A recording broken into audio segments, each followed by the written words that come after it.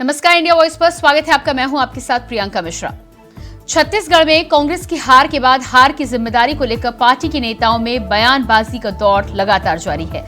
बृहस्पति सिंह, जय सिंह अग्रवाल, टीएस सिंहदेव समेत कई नेताओं की तरफ से हार के कारणों को लेकर दिए गए बयानों के बाद गुरुवार को रायपुर दक्षिण विधानसभा से चुनावी मैदान में उतरे महंत रामसुंदर दास ने हार की जिम्मेदारी लेते हुए पार्टी की प्राथमिक सदस्यता से इस्तीफा दे दिया है, जिसके बाद पार्टी में हड़कंप मच गया है। आखिर क्यों चुनाव में हार के बाद कांग्रेस में भूचाल आया है, आज इसी पर करेंगे चर्चा। लेकिन उससे पहले देखिए हमारी ये रिपोर्ट।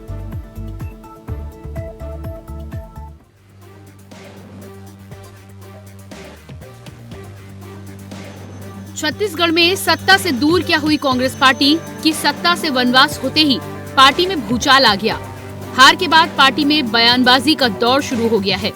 एक तरफ रामानुजागंज से कांग्रेस के पूर्व विधायक बृहस्पति सिंह अब नाराज विधायकों के साथ दिल्ली जाने की तैयारी में हैं, जहां वो पूर्व डिप्टी सीएम टीएस सिंहदेव और पार्टी के प्रदेश प्रभारी के खिलाफ आला कमान का दरवाजा खटखटाएंगे और अपनी फरियाद, अपनी तकलीफ सुनाएंगे और फिर कार्रवाई की मांग करेंगे।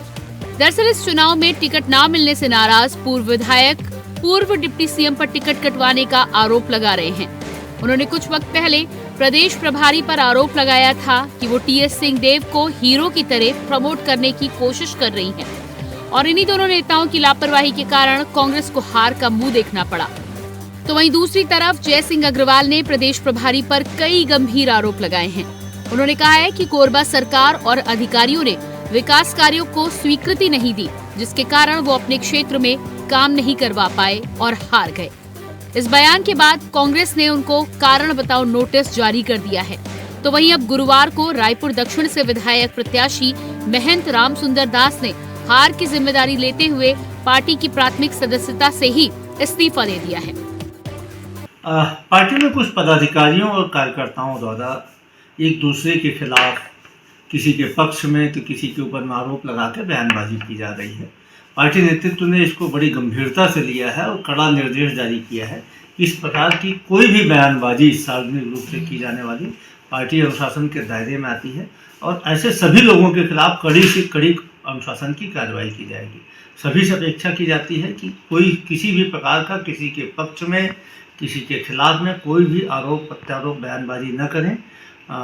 पार्टी जो भी बात करनी पार्टी फोरम में कही जाएगी और जो भी सार्वजनिक बयानबाजी करेगा उसके खिलाफ कड़ी अनुशासन की कार्रवाई की जाएगी। एक तरफ हार के बाद कांग्रेस के नेताओं में आरोप प्रत्यारोप का दौर शुरू हो गया है, तो वहीं कांग्रेस नेता एक दूसरे पर आरोप मढ़ रहे हैं। दूसरी तरफ इस मामले को लेकर बीजेपी ने कांग्रेस को सवालों के घेरे में ले लिया है और फिर से भ्रष्टाचारी और घोटालेबाज सरकार करार दे दिया है। कांग्रेस की भूपेश बघेल सरकार के चुनाव हारते ही अब कांग्रेस के बड़े दिग्गज नेता अपनी ही पार्टी पर आरोप लगा रहे हैं। आईएएस ऑफिसर, आईपीएस ऑफिसर पर नाम लेकर आरोप लगा रहे हैं। पूर्व कैबिनेट मंत्री जय सिंह अग्रवाल ने आईएएस और आईपीएस अफसरों का नाम लेकर कहा है कि इन्होंने जनता का दोहन किया है और काम वहीं करते थे जहां भ्रष्टाचार करने का आसान तरीका उपलब्ध हो। वहीं विनय जायसवाल अपने सहप्रभारी पर पैसे के लेन देन का आरोप लगाते हैं, तो बृहस्पति सिंह कहते हैं कि प्रभारी शैलजा जी ने ये किया वो किया, किसी को नेता बनाया। तो एक गंभीर प्रकार की शिकायतें जो आ रही है वो छत्तीसगढ़ प्रदेश की जनता के लिए बहुत नुकसानदेह थी। लूट खसोट का रास्ता कैसे प्रभारी मंत्रियों ने मिलकर अपनाया, ये उनके ही नेता कह रहे हैं। भाजपा शुरू से कहती थी ये भ्रष्टाचार में आकंठ डूबे हैं, कई फाड़ में ये पार्टी टूट चुकी है। मुझे लगता है कि कांग्रेस पार्टी से अब जनता को संभल के रहने की आवश्यकता है। हार की मार से चोटिल कांग्रेस के नेता अपनों के ही खून के दुश्मन हो गए हैं, अपने साथियों पर ही सवाल खड़े कर रहे हैं और धोखा देने का आरोप लगा रहे हैं, जिसका फायदा बीजेपी को मिलता नजर आ रहा है। ऐसे में अब देखने वाली बात ये होगी कि आखिर कांग्रेस इस मामले में कैसे हार के बाद उपजी अंतर्कलह को शांत करती है और सभी को साथ कर 24 के रण की तरफ बढ़ती है। रायपुर से इंडिया वॉइस के लिए विकास यादव की रिपोर्ट।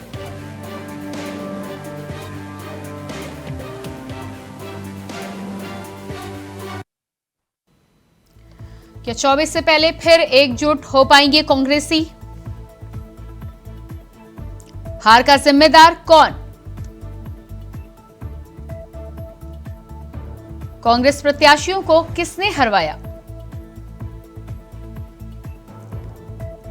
क्या अपनों ने प्रत्याशियों को छला?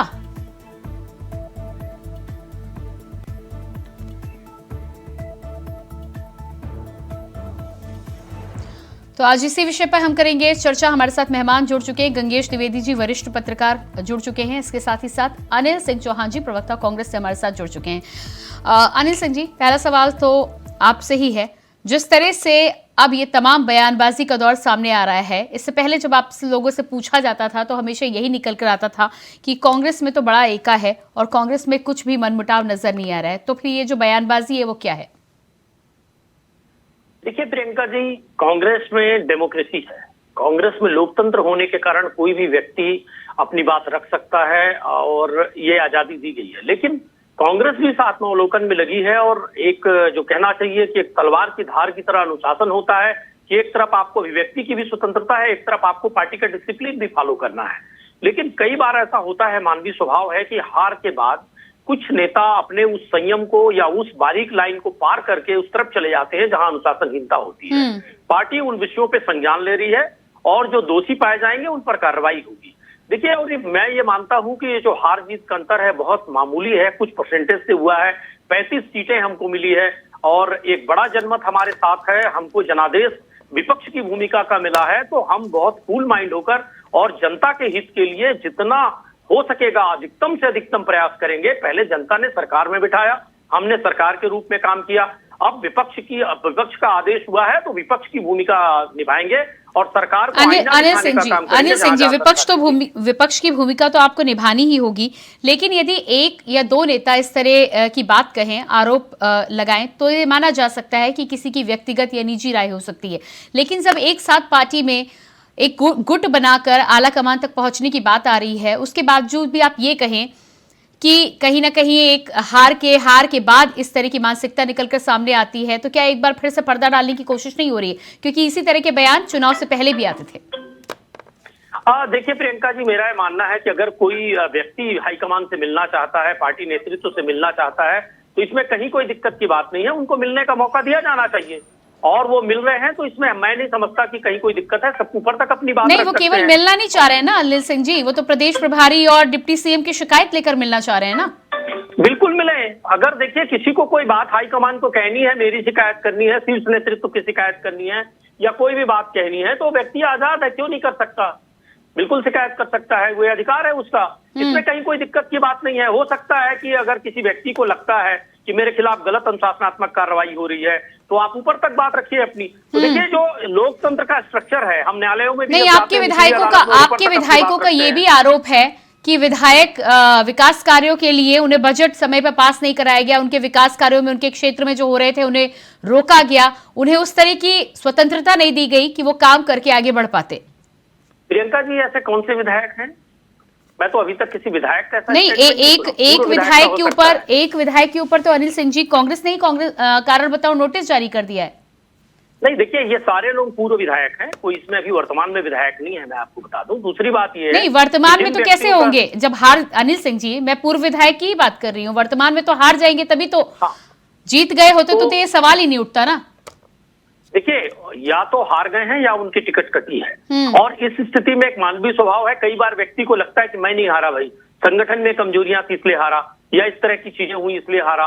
तो ठीक है, वो अभिव्यक्ति की स्वतंत्रता का थोड़ा सा गलत फायदा उठाते हुए अगर इस तरह के स्टेटमेंट दे रहे हैं, तो पार्टी विचार कर रही है और उन पर कार्रवाई करेगी, बहुत सीधी सी बात है। लेकिन प्रियंका जी, महत्वपूर्ण विषय ये है कि हम दमन भी तो नहीं कर सकते। जैसे यहाँ आप देखिए, भारतीय जनता पार्टी में जो पहली बार जीत के आया, भैया सारे सीनियर लीडर्स को किनारे कर दो, उनको सीएम बना दो। तो कल जो आईएएस क्लियर किया है, क्या उसको चीफ सेक्रेटरी बना दिया जाएगा? मतलब एक अनुभव का या सेवाओं का जो एक्सपीरियंस होता है, उसको आप देखिए कि दरकिनार किया गया। दूसरी बात, भारतीय जनता पार्टी का वरिष्ठ से वरिष्ठ नेता कोने में जाके आंसू बहा ले रहा है, लेकिन इस दमनकारी नीति के विरुद्ध बोल नहीं पा रहा है। तो ये लोकतंत्र कैसे है, जो हम लोग चाइना और दूसरी कंट्री में जहां एक दलीय पद्धति है, तानाशाही है। राहुल जी हमारे साथ बीजेपी के प्रवक्ता जुड़ चुके हैं। हाँ ठीक है, राहुल जी जवाब दीजिएगा। नमस्कार। देखिए प्रियंका जी, सबसे पहली बात तो मैं बता दूं कि कांग्रेस की पार्टी में पहले भी सिर फुटबॉल थे, कई बार आपके चैनल में इस विषय पर डिबेट हुआ और कांग्रेस एक्सेप्ट नहीं करती थी। जब कहा जाता था कि उप मुख्यमंत्री बनाकर भूपेश बघेल जी के ऊपर थोप दिया गया है। या 2.5 साल की जो लड़ाई थी टीएसजी के बीच में और भूपेश जी के बीच में, उसे भी दरकिनार किया गया। साथ ही आपको ध्यान में होगा, जब कांग्रेस की पार्टी विधानसभा चुनाव के लिए टिकट के लिए आवेदन मंगवा रही थी, तो मैं एक डिबेट में शामिल होकर कहा था कि टीएस सिंहदेव जी का एक उनका जो विधानसभा था उस पर 101 आवेदन आए थे। इसे बल्कि अन्य मंत्रियों के क्षेत्र में कहीं पर 0 आवेदन थे, मंत्री जी के छोड़ किसी का नहीं था, और भूपेश जी के क्षेत्र में भी सिंगल था। उप मुख्यमंत्री जी के विधानसभा क्षेत्र में 101 आवेदन आना, ये वहीं से दर्शा दिया गया था कि टीएस सिंहदेव जी को निपटाने की तैयारी उन्हीं की पार्टी के द्वारा की गई है, षड्यंत्र की गई है।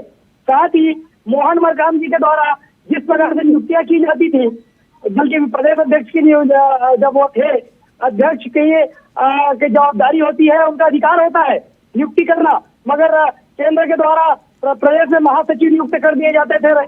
ऐसे ऐसे कई मामले हैं, चाहे जय सिंह अग्रवाल जी का मामला हो, चाहे मोहन मरकाम जी का मामला हो, चाहे अमरजीत भगत जी का मामला हो।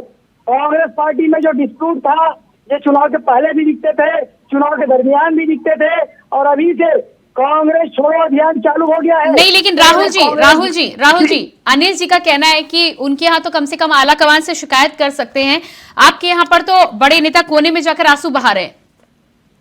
नहीं, ऐसा कुछ भी नहीं है। हमारे यहाँ भी प्रदेश प्रभारी जी कार्यालय में बैठे हुए हैं। कल रात में मैं भेंट करके आया, मेरे जैसा सामान्य कार्यकर्ताओं से भेंट करके आ रहा है। प्रदेश सह प्रभारी नितिन नवीन जी बैठे हुए हैं, ओम माथुर जी बैठे हुए हैं। साथ ही केंद्रीय स्वास्थ्य मंत्री जो मांडविया जी यहाँ पर थे, उनसे भी लोग आसानी से मिलते थे।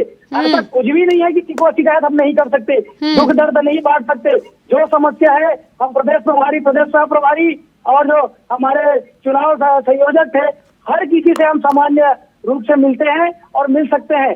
ये बोलना बिल्कुल गलत है कि हम आला कमान के पास नहीं मिल सकते या शिकायत नहीं कर सकते। ठीक है। गंगेश जी भी हमारे साथ वरिष्ठ पत्रकार जुड़े हुए हैं। गंगेश जी, छत्तीसगढ़ में कांग्रेस को लेकर आज हम बातचीत कर रहे हैं। जिस तरह से अब ये बयानबाजियों का दौर निकलकर सामने आ रहा है, बयानबाजी तो थोड़ी बहुत चुनाव से पहले भी समझ में आ रही थी, लेकिन कांग्रेस जो हमेशा इस बात को दरकिनार कहती रहती है और उसके बाद फिर अंतरकलह की वजह से जो नुकसान निकलकर सामने आता है, क्या लगता है आपको कि कांग्रेस 24 से पहले इसे निपटा पाएगी? देखिए, अभी की जो स्थिति बन रही है उसमें तो काफी आक्रामक हो गए हैं, लामबंद हो गए हैं जो जिन विधायकों की टिकट कटी है। आज ही दोपहर में बैठक हुई है विनय जायसवाल के यहाँ। विनय जायसवाल और बृहस्पति दोनों को पार्टी ने निष्कासित भी कर दिया। तो इस तरह की चीजें ये लोग आला कमान के पास जाके शिकायत करने की तैयारी कर रहे हैं। और सबसे बड़ी बात यह है कि लोगों ने जिस तरह से प्रदेश प्रभारी और पूर्व स्थिति पूर्व उप मुख्यमंत्री के खिलाफ जिस तरह से बयानबाजी की, मुझे लगता है ये सब चीजें पार्टी फोरम में उठनी चाहिए बजाय सार्वजनिक रूप से कहने के। मुझे नहीं लगता ऐसा कि पार्टी फोरम में सीधे जाकर अगर ये बात करें, अगर पूरी स्वतंत्रता है। अनिल सिंह जी का तो कहना है कि उनकी पार्टी लोकतांत्रिक है। हाँ, वही मैं बोल रहा हूँ, अगर पार्टी लोकतांत्रिक है तो इस चीज को मीडिया में कहने के बजाय अपने सीनियर लीडर से जाके बात करें। ये जो तैयारी कर रहे हैं, इस तैयारी को सार्वजनिक करने के बजाय सीधे जाके ऊपर बात करें राहुल गांधी, प्रियंका गांधी से, खड़गे जी से, तो ये चीजें ज्यादा बेहतर होती है और निष्कासन भी इनका नहीं होता, संतोष दिखाने का भी तरीका होता है। लेकिन कांग्रेस में कई सारी चीजों की छूट रहती है और जहाँ जरूरत पड़ती है अनुशासन का डंडा भी चलता है। तो निश्चित तौर पर अनुशासन का डंडा भी कांग्रेस ने चलाया है, पूरा मैसेज देने का प्रयास किया है कि जो पार्टी लाइन के से बाहर जाएगा, अनुशासन तोड़ेगा, उस पर कार्रवाई होगी। आज 2 बड़ी कार्रवाई हुई, इसके पहले एक और कार्रवाई हो चुकी है। लगातार नोटिस जा रही है, जय सिंह अग्रवाल जी को भी नोटिस गई है, वो भी इस तरह की बात उन्होंने कही थी। अनिल सिंह जी, जवाब दीजिएगा, यदि लोकतांत्रिक है तो पार्टी के अंदर ही क्यों नहीं सुलझ जाते मुद्दे, क्यों बाहर आते हैं? देखिए प्रियंका जी, मैंने पहले भी कहा, लोकतंत्र, पार्टी में लोकतंत्र और अनुशासन के बीच में तलवार की धार की तरह एक सीमा रेखा होती है। लोकतंत्र में आपको बोलने का अधिकार है, हमारी पार्टी लोकतांत्रिक पार्टी है, लेकिन कुछ हमारे नेताओं ने उस लाइन को, जो अनुशासन की लाइन है, उसको लोकतंत्र का हमारा लाभ उठाते हुए थोड़ा सा लाइन से बाहर भूल गए, जिसके लिए उन पर कार्रवाई भी हुई। लेकिन प्रियंका जी, क्या इसलिए कि कोई नेता लोकतंत्र के मतलब लोकतंत्र का फायदा उठाते और अनुशासन भंग करता है तो बीजेपी की तरह इतना कहना चाहिए तानाशाही या डिक्टेटरशिप पूरी तरह से हो जाए, आतताई हो जाए लोग? दूसरा उदाहरण मैं दूंगा। देखिए, राहुल टिकारिया जी कह रहे थे कि हमारे यहाँ बड़ा अनुशासन है। टिकट वितरण के समय आपने देखा होगा कि भाजपा मुख्यालय के सामने लोग जसपुर के आदिवासी तक आके धरने पे बैठे थे। जब यहाँ नेता प्रतिपक्ष का 2003 में चयन होना था, नरेंद्र मोदी जी को टेबल के नीचे घुसना पड़ा था। 12 गाड़ियां जला दी गई थी, कई सर फूट गए थे, कई लोगों को दंगा और बलवा हो गया था भाजपा मुख्यालय में। तो भारतीय जनता पार्टी में सुर फुटबॉल है, लेकिन जब आता है तो चरम पर आ जाता है। या तो फिर अमित शाह जी और तानाशाही करके आप देखिए कि सांसदों और मंत्रियों तक को विधानसभा में उतारा गया। वो ठीक है अनिल सिंह जी, आप जरूर ये कह सकते हैं, लेकिन आज तो बयानबाजी का दौर आपकी पार्टी में चल रहा है ना, अभी तो वो सरकार बना चुके हैं। निश्चित रूप से प्रियंका जी, मैं वही कह रहा था, 10 सेकंड में मैं आपको इस बात को कंप्लीट करूंगा कि हमारे यहाँ लोकतंत्र है और कई बार उस सीमा को पार करते हैं तो कार्रवाई भी होती, कार्रवाई हुई भी। महत्वपूर्ण बात यह है कि जो सत्ताधारी दल है, जिसके हाथ में कमान है, क्या उस पर यह सवाल नहीं आना चाहिए कि आप प्रत्याशी का चयन करते हैं तो आप किसी से आवेदन नहीं मंगाते, किसी कुछ नहीं, जो केंद्रीय मंत्री उसको विधानसभा टिकट दे देते हैं, वो बेचारा परेशान कि भैया मुझे चुनाव लड़ना है, मुझे भी नहीं पता था। अरे अनिल सिंह जी, वो उनकी अपनी पार्टी का मामला है, वो केंद्रीय मंत्री को दे या किसी मुख्यमंत्री को उठा कर दे, उनकी पार्टी में तो उन्होंने चुनाव लड़ा ना। कंपैरिजन दोनों पार्टियों में होगा। अनिल सिंह जी, आप मुझे इस बात का जवाब दीजिए कि तमाम जो नेताओं के खिलाफ शिकायत की बात यहाँ पर आ रही है, उनका साफ तौर पर कहना है कि उनको काम करने का मौका नहीं दिया गया, उनके विकास कार्यों में अड़ंगा लगाया गया और यही वजह है कि वो हारे हैं। इस पर क्या एक्शन लिया जाएगा? देखिए प्रियंका जी, जिन लोगों ने भी जो बात कही है वो पार्टी फोरम में अब चली गई है और अनुशासन का डंडा चल रहा है, और जो अगर सही बात पाई जाएगी उस पर आत्मावलोकन होगा। लेकिन क्या, कौन से मंच पर कौन बात उठा रहा है, ये महत्वपूर्ण है। दूसरी बात, अभी राहुल टिकारिया जी कह रहे थे हमारे यहाँ भी बड़े नेताओं से मिलने की छूट है, उसके बाद उदाहरण दे दिया वो प्रदेश प्रभारियों का उन्होंने। अरे हमारे यहाँ प्रदेश प्रभारियों पर तो आरोप लगाया है उन नेताओं ने और मिलने जा रहे हैं आला कमान से। क्या आला कमान से मिलने की छूट है? क्या अमित शाह जी स्टेट के किसी मिनिस्टर से भी मिलते हैं? चीफ मिनिस्टर को भी 4 बार जाके लौटना पड़ता है, तब टाइम मिलता है। तो महत्वपूर्ण बात यह है कि अमित शाह जी और अदानी जी उसको चलाते हैं और प्राइवेट लिमिटेड की तरह चलाते हैं। और प्रियंका जी, मैं आपसे बहुत विनम्रता पूर्वक आग्रह करूंगा कि जब कांग्रेस पर सवाल उठते हैं कि आपका लोकतंत्र अनुशासनहीनता की श्रेणी में जा रहा है, तो बट नेचुरल है कंपैरिजन होगा भारतीय जनता पार्टी पर भी, इसलिए उनको छूट नहीं दी जा सकती। भारतीय जनता पार्टी पर सवाल उठने चाहिए, लेकिन उसके लिए भारतीय जनता पार्टी के किसी नेता, अनिल सिंह जी, सवाल बिल्कुल उठना चाहिए, लेकिन उसके लिए बयान तो आना चाहिए ना। सवाल तो हम उठा ही रहे हैं। शिवराज सिंह चौहान जब कुछ कहते हैं तो सवाल तो हम उठाते ही हैं, लेकिन वो जब इस तरह की बात करते ही नहीं है तो बहस किस पे की जाए? राहुल जी देखिए प्रियंका जी, जब सवाल नहीं उठेंगे उस पर भी सवाल होना चाहिए कि क्यों इतना तानाशाही है। शिवराज जी ले देके थोड़ा सा मर्म बता पाए हैं। अनिल सिंह जी, आपकी पार्टी में लोग गुहार लगा कर शिकायत करें तो आप उसको लोकतांत्रिक प्रक्रिया बताएं। जी, जो कंपनी भारतीय जनता पार्टी पर आरोप लगाने का काम कांग्रेस की पार्टी समझे नहीं। लेकिन राहुल जी ठीक है, आप कांग्रेस पर तो बातचीत करिएगा, लेकिन आपकी पार्टी में भी तानाशाही को लेकर जो बात की जाती है, कई नेता नाराज चल रहे हैं, कोई हरिद्वार चला जाता है तो कोई घाटों पर चला जाता है, उसको लेकर क्या करना है? देखिए प्रियंका जी, ये राजनीतिक किसी भी पार्टी में आप देखिएगा लोग नाराज होते हैं, अपेक्षाएं एक होती है जिसे पूरा किया जाता है पार्टी के द्वारा, और दावेदार सैकड़ों की संख्या में होते हैं। तो जाहिर सी बात है कुछ ना कुछ नाराजगी हर पार्टी में होती है, मगर जिस प्रकार से जैसे ही सत्ता बदलती है लोग, कांग्रेस के नेता पार्टी छोड़ना प्रारंभ करते हैं। और दूसरी बात, अभी कांग्रेस के प्रवक्ता जी आरोप लगा रहे थे कि भारतीय जनता पार्टी में तानाशाह है, प्राइवेट लिमिटेड जैसी काम कर रही है। इनको जरा समझना चाहिए कि कहां से जवाहरलाल नेहरू जी से प्रारंभ होती है पार्टी। आज भी राहुल गांधी और प्रियंका गांधी में दबी हुई है। प्राइवेट लिमिटेड पार्टी कौन सी है ये पूरा देश जानता है। गांधी परिवार पूरे कांग्रेस एक गरीब आदिवासी परिवार की लड़की क्या बताएंगे ये प्राइवेट लिमिटेड की भारतीय जनता पार्टी वो पार्टी है बाबा साहब की उसको समझिए। बदलती है, अभी तक तो देश के लोकतंत्र को कुचल दिया होता आपने। यहाँ पे किसी एक आदिवासी घर का नहीं बन पाता, ये आपका राज होता तो नेहरू जी का राज था, सरदार पटेल का था, कांग्रेस का था, अम्बेडकर का था, नेताजी सुभाष चंद्र बोस का था, भगत सिंह की कुर्बानी थी। इसलिए आज देश में लोकतंत्र जीवित है साहब, नहीं तो आप इस प्रत्यक्ष लोकतंत्र का दमन कर दिए होते। आज देश में जिस तरह से आपने ईडी और 2-3 उद्योगपतियों के इशारे पे लोकतंत्र का दमन किया, मीडिया समूहों की दमन करने का प्रयास किया, लेखकों की हत्या करवाई, पत्रकारों की हत्या करवाई, आप लोगों ने जिस तरह से सर्वोच्च न्यायालय तक को प्रभावित करने का प्रयास किया, तो स्पष्ट है कि अगर आजादी के बाद आप सत्ता में होते तो इस देश में लोकतंत्र नहीं होता। पाकिस्तान की तरह यह देश अरे क्या बात है, यहाँ यहाँ गौड़ हो गया होता भाई, और फौजी किस शासन पार्टी चल के रहा होता प्रवक्ता दे रहे और हैं? नहीं तो चाइना की किस तरह पार्टी गली में? पद्धति होती। यहाँ अनिल सिंह चौहान जी, अनिल सिंह चौहान जी, अनिल सिंह चौहान जी, चुनाव में जीतकर पार्टी आ रही है, चुनाव गंगेश जी, गंगेश जी मैं आपके पास आऊंगी। गंगेश जी, जिस तरह से अनिल सिंह चौहान का कहना है, क्रेडिट लेने की यहाँ पर कोशिश की जा रही है कि यदि आदिवासी राष्ट्रपति है तो वो कांग्रेस की वजह से है। राष्ट्रपति जब चुना जा रहा था तब तो अनिल सिंह जी आप लोगों ने समर्थन नहीं दिया था ना? तो विरोध करते थे, ये विरोध करते थे, राष्ट्रपति का बोलकर उनका अपमान किया। हम ये बात नहीं कर रहे, गंगेश जी,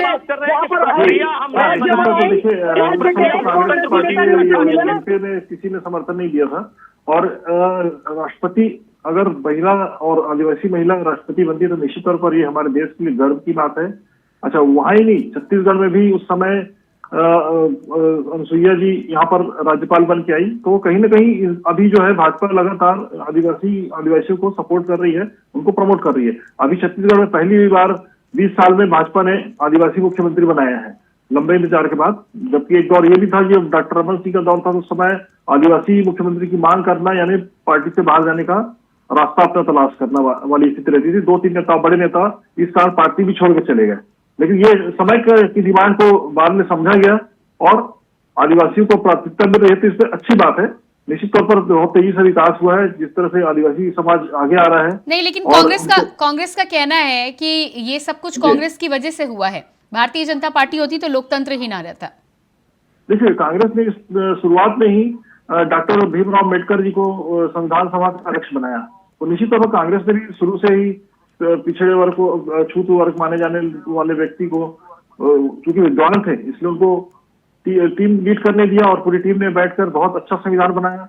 पूरी दुनिया में इस संविधान, लोग मानते हैं कि ये संविधान बहुत शानदार संविधान है। वो ठीक है, क्रेडिट लेने की कोशिश कर रहे हैं, वो भी ठीक है, लेकिन यहाँ पर जब मनमुटाव की बात होती है तो अनुशासन की बात करते हैं। यदि इतना ही अनुशासन है तो फिर पार्टी से बाहर इस तरह की बयानबाजी क्यों निकलकर सामने आती है? निश्चित तौर पर इसको सही बात है, इसमें अनिल सिंह जी स्वीकार कर चुके हैं कि कहीं ना कहीं जो छूट मिलती है कांग्रेस में लोकतांत्रिक प्रक्रिया में, उसमें कई विधायक, पूर्व विधायक जो है, कई सारे नेता भी अपनी सीमा से बाहर चले जाते हैं। मैं बिल्कुल उल्लेख करना चाहूंगा, आज जैसे अभी उन्होंने इस्तीफा दिया, आज महंत राम सुंदर दास जी ने, उन्होंने अपने पूरे अपने संयम को बरतते हुए उन्होंने इस्तीफा दिया। कहीं उनकी बयानबाजी में ये नहीं दिखा कि वो किसका, वो उन्होंने पूरी जिम्मेदारी अपने ऊपर ली है। कहीं ना कहीं उनका दुख है। देखिए, वो मतलब एक उदाहरण बता रहा हूँ, वो दूसरी जगह तैयारी कर रहे थे, उनको अचानक यहाँ लाके लाया गया और बहुत बुरी तरीके से हारे, उस सदमे से बाहर नहीं आ पा रहे हैं, लेकिन उस डर को बहुत शालीनता से बयान कर रहे हैं। बाबा का बयान भी इसी तरह से हमेशा आता है, मुझे लगता है इस तरह से बयान आना चाहिए, नेताओं की छवि भी उसमें अच्छी बनती है। अनिल सिंह जी, लंबा आपका कार्यकाल रहा है, यकीनन देश के लिए बहुत कुछ किया है, इस बात से इनकार नहीं किया जा सकता, लेकिन जिस तरह से तमाम चुनावों के पहले, चाहे पंजाब की बात हो, राजस्थान की बात हो, छत्तीसगढ़ की बात हो, जिस तरह का मनमुटाव आ रहा है, बहुत चुनाव हो चुके हैं, क्या आपको नहीं लगता कि पार्टी में अब मंथन करने की जरूरत है? और यदि नहीं किया गया तो 24 में क्या एकजुट हो पाएंगे? देखिए प्रियंका जी, हर राजनीतिक दल को, कांग्रेस को ही नहीं, हमेशा आत्मावलोकन करना चाहिए, देश के लिए, अपने दल के हित के लिए, समाज के हित के लिए। और कांग्रेस चुनाव हारने जीतने दोनों पे आत्मावलोकन करती है, हारने पे नहीं, लेकिन आप तो मानने को तैयार ही नहीं है ना, पहली बात तो ये है। प्रियंका जी, मैंने पहले ही आपके प्रश्न पर यह बात मानी कि हमारी पार्टी में लोकतंत्र का कुछ लोग गलत फायदा उठाकर गलत बयानबाजी कर देते हैं, अनुशासनहीनता कर देते हैं, मानने नहीं का सवाल ही पैदा नहीं होता। दूसरी बात, हमको उस जो अनुशासन और लोकतंत्र के बीच की धार है उसको कैसे मजबूत रखना है, कैसे उसको, हमको लोकतंत्र को भी किल नहीं करना है पार्टी के अंदर और अनुशासन को भी बनाए रखना है, उस पर पार्टी आत्मावलोकन कर रही है। और अगर किसी को टिकट नहीं मिला या कोई व्यक्ति चुनाव हार गया तो पार्टी के फोरम में आकर अपनी बात रखे, और पार्टी फोरम के बाहर अगर वो अनुशासनहीनता करता है, किसी नेता पर आरोप प्रत्यारोप करता है, तो उस पर कार्रवाई होगी। कांग्रेस का इस मामले में लिखित संविधान है, इसमें कहीं कोई दिक्कत नहीं है, और हम लगातार आत्मावलोकन भी कर रहे हैं। पर मैं आपको स्पष्टता पहले लाइन पे भी बोला, अब भी कह रहा हूँ कि हम इसका ये मतलब नहीं है कि पार्टी के लोकतंत्र को खत्म करने जा रहे हैं। अब समय आ चुका है, क्योंकि मुझे लगता है कि बहुत सारे राज्यों में उसका नतीजा आपको देखने को मिला है। उम्मीद है कि 24 से पहले सब सही होगा। आप सभी का बहुत बहुत धन्यवाद करना चाहूंगी, राहुल जी, अनिल जी और गंगेश जी, आप सभी का बहुत बहुत धन्यवाद। तो जिस तरह से कांग्रेस में छत्तीसगढ़ में नेताओं की बयानबाजी का दौर शुरू है, ऐसे में अब देखना होगा कि आला कमान के पास जाके जब नेता शिकायत करते हैं तो उस पर क्या कार्रवाई की जाती है और क्या इन तमाम तमाम शिकायतों और कार्रवाई के बाद 24 में एक बार फिर से कांग्रेस और खासतौर से छत्तीसगढ़ कांग्रेस एकजुट हो पाती है या नहीं। फिलहाल हमारे इस खास कार्यक्रम में इतना ही। खबरों के लिए बने रहिए इंडिया वॉइस के साथ। मुझे दीजिए इजाजत। नमस्कार।